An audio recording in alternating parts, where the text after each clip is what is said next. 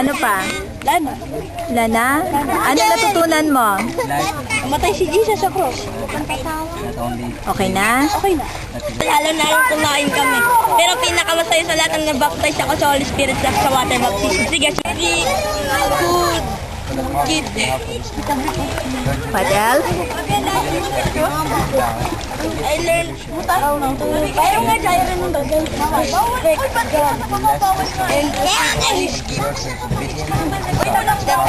Masaya po. At naloob na kilala sa loob. Ano? And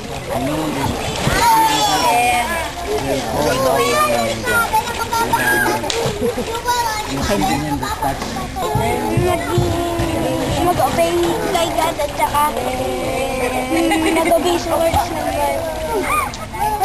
Saka, 1, 2, 3.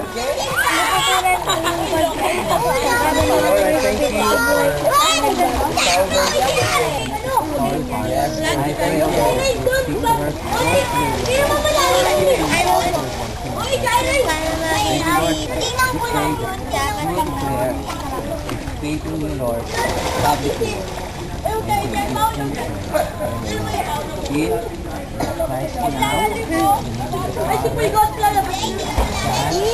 What did you learn? I learned that people can change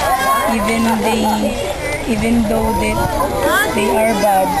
They can change and believe God that He is their Savior. Enjoy it. Ang sarap ng tubig. Na-feel ko yung presence ni God dito. Praise the Lord. Thank you. Okay. Natutunan ko po, dahil po tayo pinaparusahan ni God tsaka ni Dad ng mga magulang natin kasi gusto nila tayong madisiplin at tsaka love nila tayo. Noon, yung Victory Weekend ay boring kasi nung napanood ko yung mga malalaki, napakatagal nila sa loob pero masaya pala mag Victory Weekend kahit matagal. Natutuhan ko ma-receive ang gift ng Holy Spirit sa Holy Spirit baptism at nag-water baptism kami. Yun lang. Yan, tell me. Masaya po, marami po akong nag-experience. Including na po dun yung spiritual at water baptism po. Kahit nahirapan po ako mag-speaking in tongue, ngayon po medyo pinapractice ko na yun po siya. Tsaka po, marami rin po akong naging magandang experience kasama na po yung mga kaibigan ko po. 2, 3, go. Ang natutunan ko sa Victory Weekend ay nag-speak in tongues, nag-praise the Lord, praying,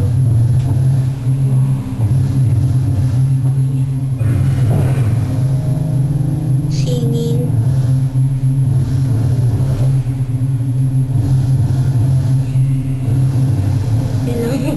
Ako sa Victory Weekend na natutunan ko rin na paano mag-speak in tongues tsaka na yung nagpapasalamat ako kay Lord nang binigyan niya ako ng Holy Spirit para magawa ko lahat ng gusto kong gawin at ng mabuting gawin.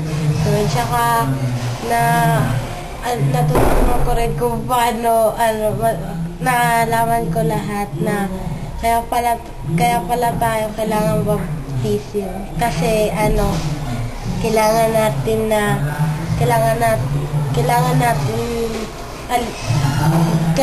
mabuhay sa yung mga ginawa natin noong maliit. Tapos tsaka ang ibig sabihin ng baptism is